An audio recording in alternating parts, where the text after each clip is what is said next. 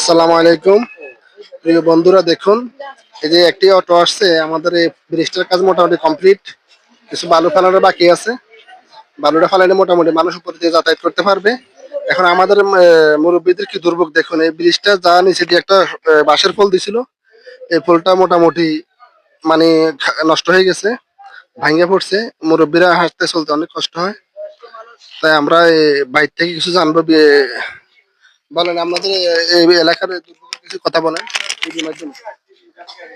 আমাদের দুর্ভোগ বলতে এখানে প্রতিদিনে আপনার মানুষ এপার থেকে ওপার যাতায়াতের সময় প্রতিদিনে হয়তো কিছু না কিছু দুর্ঘটনা ঘটে।